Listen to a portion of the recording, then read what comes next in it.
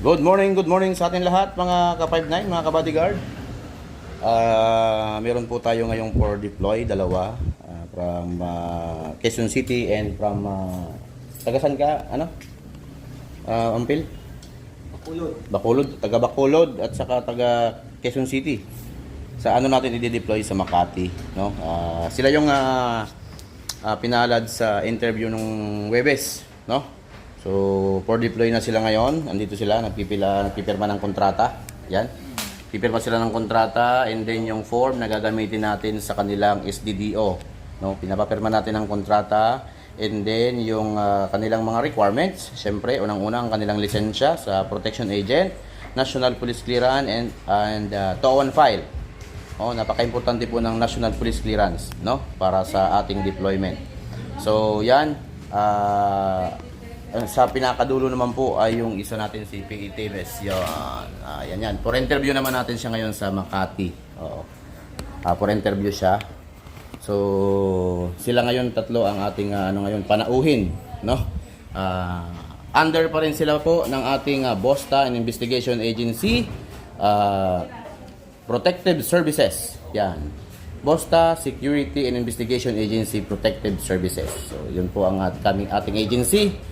So, sa lahat po ng hindi pa nabibigyan ng pagkakataon, meron po tayong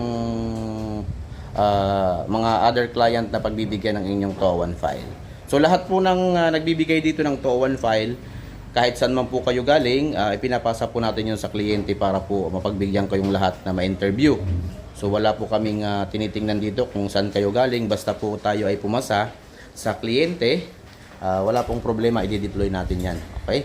So, and then, ang ano naman po, ang requirements lang, basta updated po ang license, and then, kompleto ang TO1 file.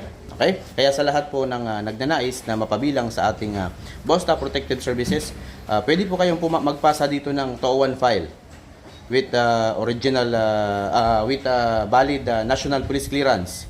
Po, yung pong ating requirements. Basta po valid ang national police clearance, ang license, ang TO1 file, pwede po kayo magpasa dito sa ating opisina. Siyempre, sa pamumuno pa rin po ito ng ating boss, Police Colonel Tersus Escobar, and then si Boss Dave, ating licensee sa ating BOSTA Protective Services. Okay? So, yan. Sa lahat ng hindi pa pinapalad, huwag kayong mawala ng pag-asa. May darating din para sa atin. Okay? May darating din para sa inyo. At malay nyo, kayo na rin ang susunod. Okay? Ito si P.A. Ampil at saka si P.A. Kabutahe. Sila yung ating for deploy ngayon. Yan. Okay? So, shout out daw sa class nila. Class Kasangga. At saka class Wasinag Tala. Yan. Okay? So, yan lang mga ka-59, mga ka-bodyguard. Thank you. Harold Bosta Vlog, Harold Bosta Vlog. Harold Bosta Vlog, Harold Bosta Vlog. Harold Bosta Vlog, Harold Bosta Vlog. Lamang ang may alam, Harold Bosta sa alam. Harold Bosta Vlog, Harold